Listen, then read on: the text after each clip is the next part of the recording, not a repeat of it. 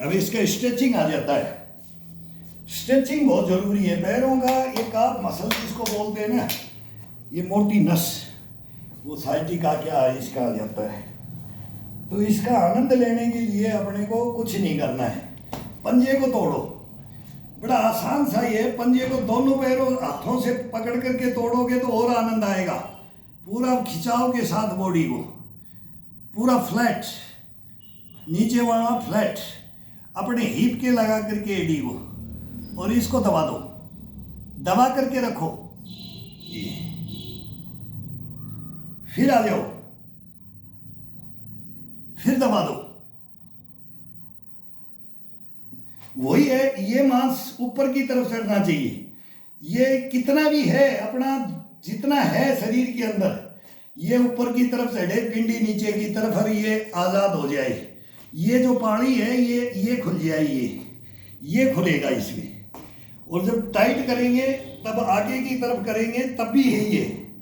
अब इसको ये लिया, अब इसको पंजे पंजे को लेना है, ये आगे से ये पंजे को पकड़ना है, ये।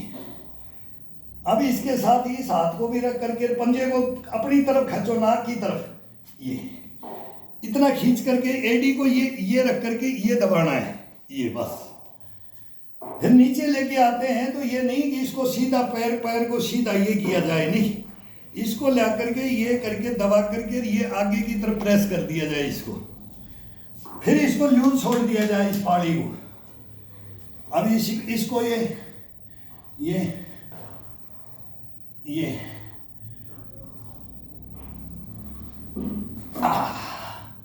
अब थोड़ी थोड़ी देर के लिए, अब केवल इसको थोड़ी देर के लिए दबाना है। अब इसको रीढ़ की हड्डी के ऊपर, अपना ये ढुड्डू के ऊपर रख करके, फिर ये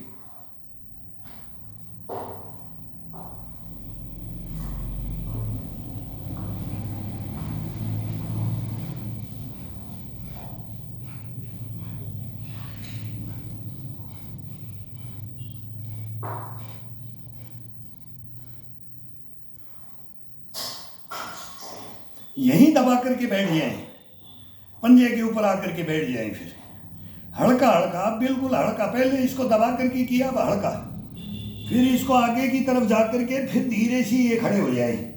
फिर खींचो इस मोटी, ये बैक की ये नस खींची जाती है, ये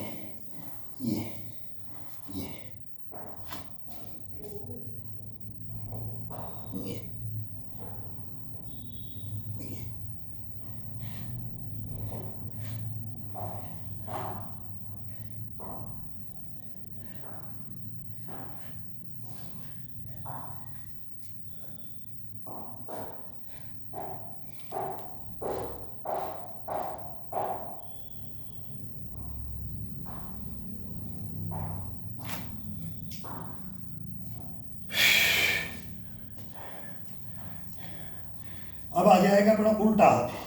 ये हाथ को ये ले आओ, ये ले आए तो अपना ये कटीसा, ये अब पूरा बॉडी को उठा दो, बिल्कुल स्ट्रेट बॉडी को उठा दो। इसको जितना ऊपर जाए ऊपर लेकर के जाओ, सर से ऊपर निकाल दो, रुको मत रुको, दीवार के हाथ लगा दो, ये सीधा कर दो, ये कर दो, झटके से नहीं, नॉर्मल तरीके से पूरी नस को ये चक्कर आ जाए, ऐसे ऐसे घूमेगा। ये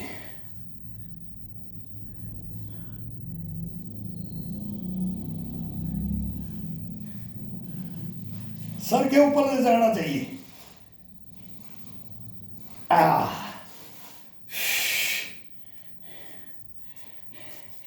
अब इसको उल्टे हाथ से बाहर की तरफ तोड़ना है, ये यहां से लेकर के बाहर की तरफ, ये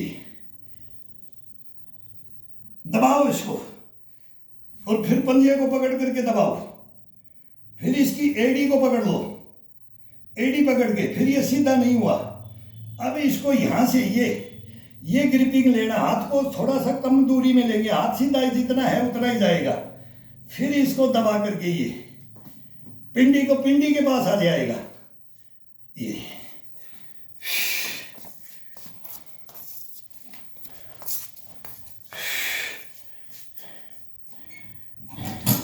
ऐसे ही अब इसको ये पूरे इसको दबा करके ये कोणी टेक लो। नहीं बैलेंस रुकता है तो कोणी टेक लो, अपने आप रुकने लग जाएगा। ये अब इस पिंडी को पकड़ दो, ये दबा करके ये उठाओ।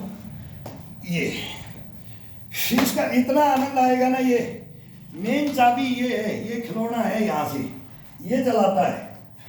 ये जो गड्ढा पड़ता है ना, यहाँ गड्ढा पड़ता है और ये हड्डी होती है, इसके ऊपर ये घोड़े होते हैं। भाई बोला ट्रांसप्लांट करा लेना, अब कोई उपाय नहीं है। घिस गए, कैसे घिस जाएंगे? बोले घुटने ट्रांसप्लांट होगा, कोई मतलब ही नहीं है, कैसे हो जाएंगे?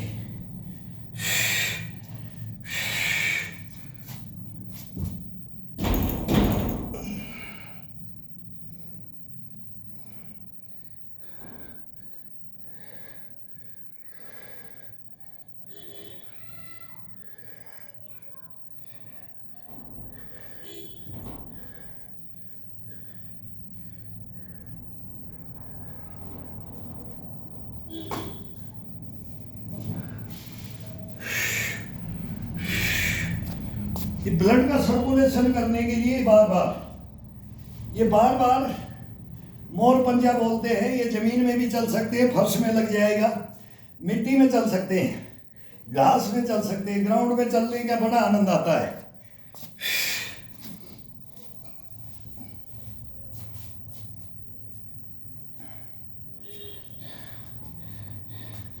अब पंजे पे जाना है, पूरी बॉडी को उठाना है।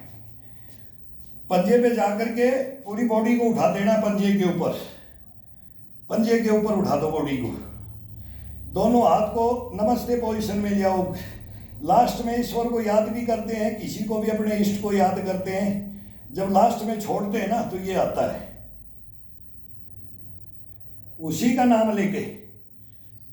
ये तू रखेगा ये घुटने, ये तू रखेगा ये कमर, तू रखेगा ये बॉडी, वो तेरा ये आसरा।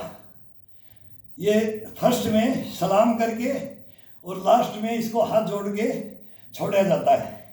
वो कैसे भी अपनी विधियां कोई भी भाई कैसे भी कर सकता है।